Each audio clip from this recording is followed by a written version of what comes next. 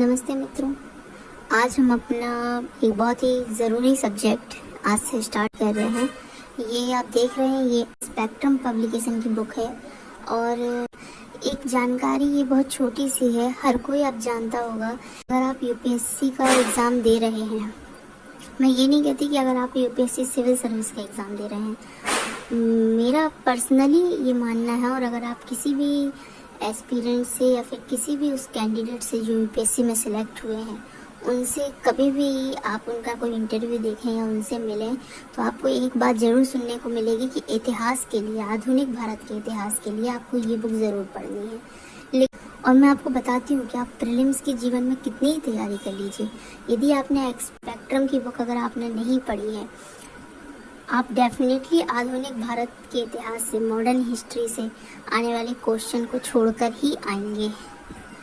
ये हो ही नहीं सकता कि कोई जैसा ये कवर करती है ना, कोई नहीं कवर करता।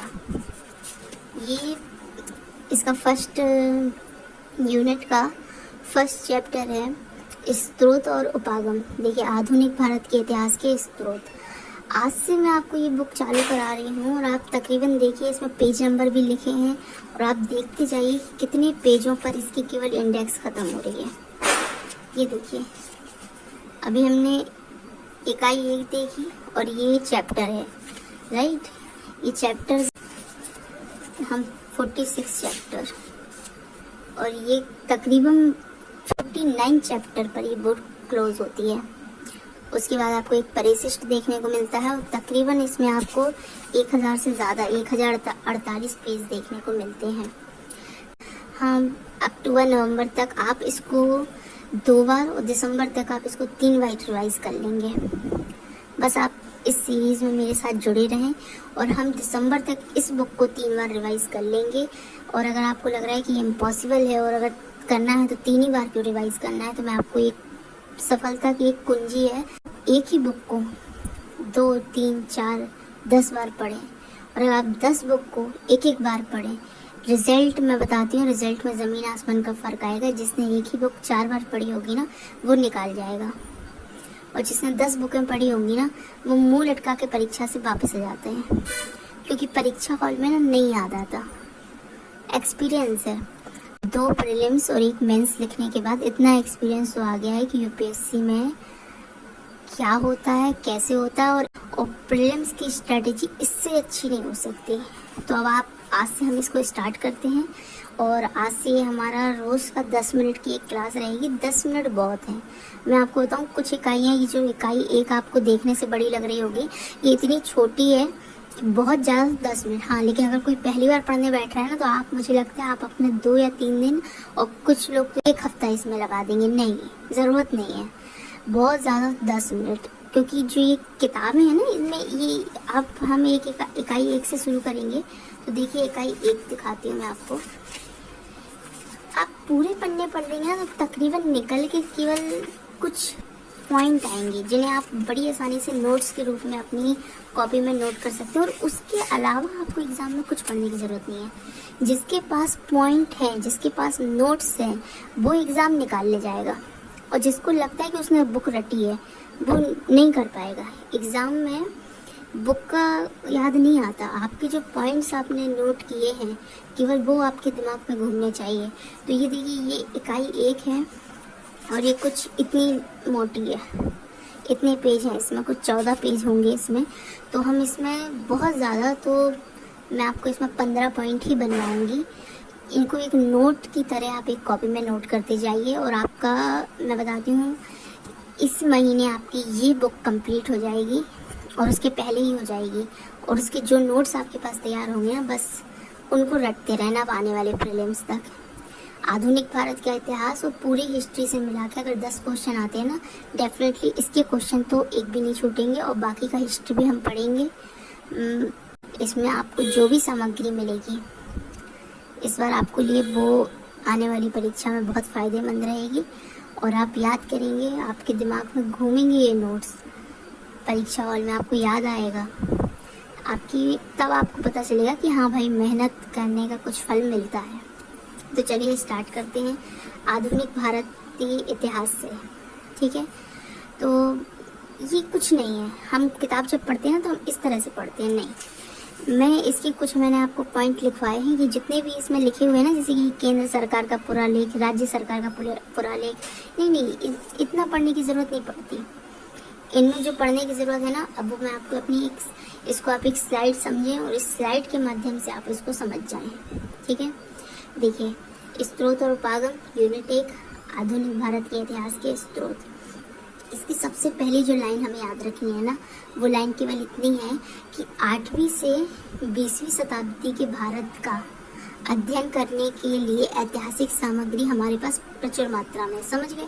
8वीं शताब्दी है ना, से 20वीं शताब्दी तक, मतलब सन 1900 तक। अब ये तो हमारा 2000 चल रहा है ना, 2025 चल रहा है, तो ये जो सन 1900 तक का ये जो हमारा पुराना इतिहास है, 8वीं से 20वीं शताब्दी तक का अध्ययन करने के लिए तो हमारे पास प्रचुर मात्रा में सामग्री उपलब्ध है, और वो भी अभिलेखों के रूप में और कई रूपों में हमारे पास उपलब्ध है। उसकी हमारे लिए कोई कमी नहीं है। हम बहुत आसानी से इस टाइम ड्यूरेशन के अपने इतिहास को बहुत आसानी से पहचान सकते हैं, और इसमें कहीं कोई मतलब हमारे लिए कन्फ्यूज़न नहीं होगा। उसके पहले की भी हमारे पास बहुत बड़ी मात्रा में चीज़ें उपलब्ध हैं, लेकिन उनमें कहीं कोई कन्फ्यूज़न रह जाता है। और फिर उसके बाद तो फिर थोड़ा बहुत, जैसे कि आपने हड़प्पा सभ्यता का सुना होगा, तो ऐसी चीज़ें दिन प्रतिदिन मिलती रहती हैं, तो वो भी धीरे धीरे सामने आता रहता है। अब चलिए, हम इस यूनिट का पहला जो टॉपिक है वो है पुरालेखी सामग्री। पुरालेखी सामग्री में ना सबसे पहले पुरालेख और अभिलेख आते हैं। तो देखिए, ये जो पूरा चैप्टर है उसमें आपने अभी एक टॉपिक देखा था केंद्र सरकार के पुरालेख। आप ये 1.5 पेज का एक टॉपिक है, कोई ज़रूरत नहीं है पढ़ने की। इन 2 पॉइंट के अलावा आपको यूपीएससी के पेपर में कभी इससे कुछ दिखाई नहीं देगा। वैसे तो आता नहीं है, लेकिन आजकल जैसे बिना सर पैर के क्वेश्चन आ रहे हैं ना, आप बिल्कुल मत सोचिए कि वो किसी दिन आपसे पूछ लेंगे कि राष्ट्रीय अभिलेखागार नई दिल्ली में है। इसमें कोई संजोग की बात नहीं है, वो किसी दिन भी पूछ लेंगे कहाँ पर है, और उस दिन आप ये रिकॉल नहीं कर पाएंगे। इसीलिए इन पॉइंट्स को आप नोट करते जाइए। ये जो यूनिट 1 है, उसका चैप्टर 1 है, उसमें पुरालेखी सामग्री में जो पहला टॉपिक है केंद्र सरकार के पुरालेख, उसमें केवल दो लाइन हमें लिखनी है नोट्स के तौर पर कि नई दिल्ली में भारत का राष्ट्रीय अभिलेखागार है, जो कि बिल्कुल मतलब छोटा सा, ये तो आपको बिल्कुल याद रह जाएगा, लेकिन फिर भी एक हिसाब से आप इसको एज अ नोट तैयार कर लीजिए, राइट। एंड ये जो है ना, ये थोड़ी इम्पॉर्टेंट लाइन है। इस लाइन को आप थोड़ा इम्पॉर्टेंट समझें। इसको ऐसे समझिए कि सन 1767 में 1767 में बंगाल में एक सर्वेयर जनरल आए थे। वो भारत के प्रथम सर्वेयर जनरल हो सकते हैं। उनका नाम बड़ा मतलब यूनिक नाम है, ऐसा नहीं है कि आप भूल जाएं। आप एक रैनल करके नल, मैं तो चीज़ों को बहुत इस तरह से याद करती हूँ। देखिए, मैं आपको इसमें एक ट्रिक भी बताती जाती हूँ। मैंने जब 2022 में प्रीलिम्स लिखा था ना, जो मेंस लिखा था उसी सन में भी, तो मैंने एक चीज़ मतलब नाम और इतिहास में, हिस्ट्री में, हाँ, मेरा जो ऑप्शनल था वो तो खैर मेरा जियोग्राफी था, एंड उसके पहले मेरा ऑप्शनल जियोग्राफी ही था दोनों बार। Yes, okay. सो जियोग्राफी मेरा ऑप्शनल था, एंड पिछली बार मेरा ऑप्शनल मैंने चेंज किया था। एग्जैक्टली, यस, पिछली बार ऑप्शनल मैंने चेंज कर दिया था। तो ये चीज़ें याद करने का मेरा बड़ा ही अच्छा एक मोटिव रहता था। उसमें क्या रहता था कि ये जो देखिए, इस नाम में एक चीज़ कॉमन आ गई, नल, राइट। अब मुझे ये पूरा नाम याद नहीं करना, मैं एक अंग्रेज का नाम याद कर रही हूँ जिसने भारत का पहली बार सर्वेक्षण किया था। वो सर्वे जनरल बन के आया था और उसका नाम में नल आता है। बस मेरे को इतना याद करना है। तो ये कुछ चीज़ें रहती हैं, उनको कॉमन निकाल के बाकी सारे शब्द भूल जाया करो। अब अगर कहीं यूपीएससी के पेपर में ये नाम आया तो क्या मेरा ध्यान इन दोनों शब्दों पे नहीं जाएगा? ऑब्वियसली चला जाएगा। तो जेम्स रेनल नहीं, मुझे केवल नल याद रखना है। एक अंग्रेज जनरल है, सर्वेयर जनरल है, मुझे वो भी याद नहीं रखना। नल पढ़ के मैं समझ जाऊँगी कि ये भारत का सर्वे करने वाला आदमी है। अब इसने किया क्या था? तो इसने भारत का जो अनजान क्षेत्र थे, देखो हमारे यहाँ बहुत अनजान क्षेत्र थे, आज से तो है नहीं, शुरू से थे। अब जैसे अंडमान निकोबार में ही देख लो आप, आज भी कितनी जनजातियाँ रहती हैं, तो उनके जो क्षेत्र है वो अनजान है। पहले उत्तर पूर्वी की तरफ भी बहुत से अनजान क्षेत्र रहे होंगे। अंग्रेज जब वहाँ गए तो उनको लगा कि भाई ये हमने नई खोज की, हालांकि वो हमारे पुराने समय से हमारा भाग है और हम तो जानते थे, लेकिन उनके लिए नए रहे होंगे, है ना। उन क्षेत्रों की और भारत की सीमाओं के क्षेत्रों का वैज्ञानिक रूप से मानचित्रण शुरू किया था इसने। अरे ये बहुत महत्वपूर्ण है, आज तक नहीं आया, लेकिन आप कभी भी देखेंगे ना, जिस प्रकार के अटपटे सवाल आ रहे हैं ना, ये बहुत इम्पोर्टेंट है कि 1767 में बंगाल के प्रथम सर्वेयर जनरल रेनल ने भारत के अनजान क्षेत्रों और सीमावर्ती क्षेत्रों का वैज्ञानिक रूप से मानचित्रण किया था। बस ये जो एक टॉपिक आपका कवर हो गया, इन दो के अलावा और कोई इम्पोर्टेंट लाइन नहीं है, आप पूरा टॉपिक पढ़ते रहिए। और इसकी पुष्टि करने के लिए कि ये टॉपिक इम्पोर्टेंट है कि नहीं, या कोई भी टॉपिक जो आपको छोड़ने के लिए कहा जाता है किसी भी टीचर के द्वारा, उसको छोड़ने के पहले अगर आपके मन में डाउट आता है तो एक छोटा सा क्लैरिफिकेशन होता है, आप उसको मतलब अपने हिसाब से आप वो चीज़ परख सकते हैं। प्रीवियस ईयर पेपर बेटा 20 सालों के होंगे आपके पास, उससे ज़्यादा के होंगे, उठा के देख लो। अगर आपको कहीं वो टॉपिक देखने को मिल जाए तो बस फिर आप उसको मत छोड़ो, लेकिन नहीं मिलेगा देखने को तो फिर आप उसको छोड़ दो। दूसरी बात को, अगर कोई कहता है कि भाई इसको याद रख लो, फिर आप कहोगे ये भी क्यों याद रखना है, वो इसलिए याद रखना है क्योंकि लग रहा है, एक्सपीरियंस से लग रहा है कि अब जिस प्रकार के सवाल बन रहे हैं ना, किसी दिन ये सवाल आ जाएगा और आपको समझ में आएगा कि यार इस बुक के पहले पन्ने पर ये जानकारी दी गई थी, मैंने क्यों नहीं याद करी, तो ये जानकारी याद कर लो, राइट। अब हम आगे बढ़ते हैं। दूसरा टॉपिक है राज्य सरकारों के पुरालेख। देखिए मैं आपको बताती हूँ, ये बहुत बड़ा टॉपिक है, इसको छोटे रूप में लेकिन आप याद जरूर रखना। इसका सबसे इम्पोर्टेंट टॉपिक ये जो नोट करके यहाँ लिखा है ना, ये आपको कभी भी प्रीलिम्स में देखने को मिल सकता है। मैं कह रही हूँ आने वाले समय में ये बात प्रीलिम्स में एक क्वेश्चन के तौर पे देखने को मिलेगी ही मिलेगी, क्योंकि अब इस तरह के क्वेश्चन बन रहे हैं, राइट। तो इसमें क्या इम्पोर्टेंट है, देखिए प्रत्येक राज्य के पास एक अभिलेखागार मौजूद होता है। हाँ वो तो होता है, हर राज्य का अपना एक अभिलेखागार है। ऐसा क्यों है, क्योंकि भाई जब हमारे यहाँ ब्रिटिश शासन था तो कहीं ना कहीं अंग्रेज हर जगह पे थे। उस टाइम राज्य नहीं थे, मतलब इस तरह से मध्य प्रदेश, मुंबई, महाराष्ट्र, उत्तर प्रदेश, इस तरह से अलग अलग राज्य नहीं थे, लेकिन प्रांत होती थी, रियासतें होती थी, और अंग्रेज तो हर जगह होते थे, राइट। तो उसमें अभिलेखागार होने का एक कारण है कि उस समय राज्य से संबंधित जो भूतपूर्व ब्रिटिश भारतीय प्रांत और भूतपूर्व रियासतें थी, उनके पास जो दस्तावेज रहे होंगे और उनसे जुड़ी जो जानकारी है ना, वो रियासतें जिनको हमने सन 1947 में संघ में शामिल कर लिया, भारतीय संघ में, है ना, तो उनसे बहुत से अभिलेख, बहुत से कागज दस्तावेज हमें प्राप्त हुए। उनको रखने के लिए हर राज्य के पास अपना एक अभिलेखागार है, राइट। अब नोट करिए कि पूरे भारत में कोई ऐसा राज्य तो होगा जिसका अभिलेखागार में रखा हुआ कोई अभिलेख बहुत महत्वपूर्ण हो। हाँ, पुणे एक ऐसा शहर है, यहाँ पर जो अभिलेख कार्यालय है ना, ये महाराष्ट्र में है, ठीक है, पुणे। यहाँ का जो अभिलेख कार्यालय है उसमें एक पेशवा दफ्तर नामक अभिलेख मौजूद है, ब्रिटिश के पूर्व का। ये ब्रिटिश काल के पूर्व का अभिलेख है, पेशवा दफ्तर नामक, मतलब अभिलेख का नाम ही पेशवा दफ्तर है। मैं आपको क्या बताऊँ, है ना, पुणे में है ये, ठीक है ना। तो ये जो अभिलेख है ना, ये बहुत महत्वपूर्ण है। तो ऐसा क्यों, इस अभिलेख को इतना महत्वपूर्ण क्यों माना गया है, तो वो इसलिए माना गया है कि पेशवा के पतन के 1 शताब्दी पूर्व के मराठा इतिहास का इससे पता लगता है। अच्छा, यहाँ अब हम पेशवा के बारे में या फिर मराठाओं के बारे में एक छोटी सी जानकारी जानते हैं। हम जानते हैं कि आगे जाके मराठा साम्राज्य जो है वो 4 शक्तिशाली घरानों के हाथ में चला गया था, है ना। तो पुणे में पेशवा घराना, नागपुर के भोसले, और बड़ौदा के गायकवाड़, और इंदौर के होलकर। तो जो पुणे, ये पेशवा घराना का जब पतन हुआ उसके 100 वर्षों पहले की जानकारी हमारे पुणे के पेशवा दफ्तर नामक अभिलेख से मिल जाती है। इसके अलावा हमारे देश में बहुत से ऐसे अभिलेख हैं, बहुत से राज्यों के पास महत्वपूर्ण अभिलेख उनके राज्य अभिलेखागार में उपलब्ध हैं, जैसे कि राजस्थान। अब राजस्थान का राज्य अभिलेखागार बीकानेर में है, ये आप बहुत अच्छे से याद रखिएगा। बीकानेर राजस्थान का एक शहर है। तो यहाँ जयपुर, जोधपुर, उदयपुर जैसी रियासतों के इतिहास संबंधी अभिलेख उपलब्ध होंगे। हमें यूपीएससी में इतना नहीं पढ़ना पड़ता, हमें केवल उनका नाम और वो कहाँ पर है वो भी एक इंटेंशनली याद रखना है कि अगर कभी कंफ्यूजन ना हो किसी चीज़ को लेकर। मान लीजिए ये चीज़ ना मेंस में बहुत काम आती है। मेंस में आप राजस्थान को लेकर या फिर अभिलेखों को लेकर, चलिए इतिहास का कोई क्वेश्चन है GS 1 में और वो अभिलेखों से ही आ गया कि प्राचीन भारतीय इतिहास के संबंध में अभिलेख हमें किस प्रकार से सहायता प्रदान करते हैं, कैसी जानकारियाँ उपलब्ध कराते हैं।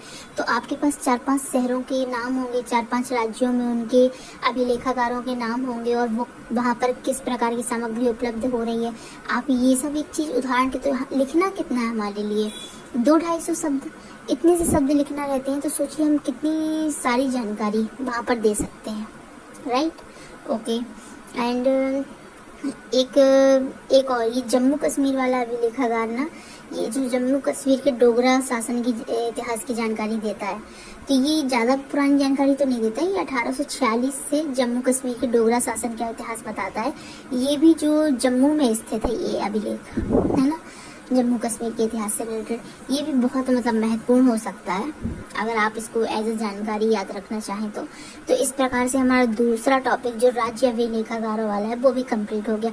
ये आपको लग रहा है ना इस किताब में ये जो इतने टॉपिक्स हैं कि ओ गॉड ये किताब तो बहुत बड़ी है, और लोग जो एक चूक कर जाते हैं, जो इसको बहुत ज़्यादा विस्तार से पढ़ देते हैं। ये छोटे छोटे से 1-2 लाइनों में ना ये ऐसे टॉपिक कवर हो जाते हैं। जैसे कि फर्स्ट चैप्टर था, फर्स्ट यूनिट का, उसका एक टॉपिक था पुरालेखी सामग्री, उसके अंदर ये कुछ टॉपिक थे, है ना। टॉपिक्स में सबसे पहले था केंद्र सरकार के अभिलेख, पुरालेख। हमने केवल 2 चीज़ें याद रखी, एक तो भारत का वैज्ञानिक मानचित्रण सबसे पहले किसने किया, तो मैं तो नल नाम के एक अंग्रेज जनरल ने किया था, ठीक है।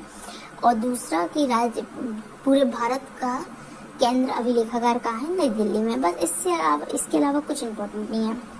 दूसरा राज्यों में तो भाई हमने 3-4 राज्यों की जानकारी ले ली, और जो हमारे दिमाग में हमेशा रहेगी, इससे ज़्यादा कि नाम भी याद मत रखना, क्या है क्या नहीं है वो भी याद मत रखना। अब देखो पुणे वाली जानकारी से हम इस बात को लेकर कभी कंफ्यूज नहीं होंगे। अगर कभी मराठा इतिहास से संबंधित भी क्वेश्चन आ गया ना कि पुणे में किसका शासन था, तो हमें बहुत अच्छे से याद रहेगा कि पेशवा पुणे से रिलेटेड थे। और मैं बताती हूँ प्रीलिम्स में कभी भी डायरेक्ट जानकारी आपके उतने काम नहीं आती, हमेशा इधर उधर की बातें ही याद आके आपका क्वेश्चन करा ले जाती हैं। पुणे में पेशवा थे, नागपुर में भोसले थे, इंदौर में होलकर थे। ये चीज़ें आपको याद रहेंगी, आपके अंदर क्लैरिटी बनी रहेगी, और ये चीज़ें डायरेक्ट याद नहीं रहेंगी, यहाँ वहाँ से कहीं का टॉपिक कहीं से याद रहेगा और आपके दिमाग में सेफ रहेगा, राइट। अब हम तीसरी में आएंगे, 3 प्रेसिडेंसी के पुरालेख। अब ये प्रेसिडेंसीज जो है ना, ये इनके पुरालेख, हाँ ये थोड़ा महत्वपूर्ण हो सकता है। फिर ये अन्य यूरोपीय शक्तियों के पुरालेख ये उतने महत्वपूर्ण नहीं है। ये जो चीज़ें हैं ये मैं बता रही हूँ 2-2, 3-3 लाइनों में ये सब खत्म हो जाएंगे, और आप सोचेंगे कि अरे इतना बड़ा टॉपिक ही 14 पेज का, मैं इसके 14 पेज ना पढ़ के मैंने इसको 14-15 बिंदुओं में ही निपटा दिया। हाँ इतना काफ़ी है, अच्छे से प्रीलिम्स निकालने के लिए भी काफ़ी है।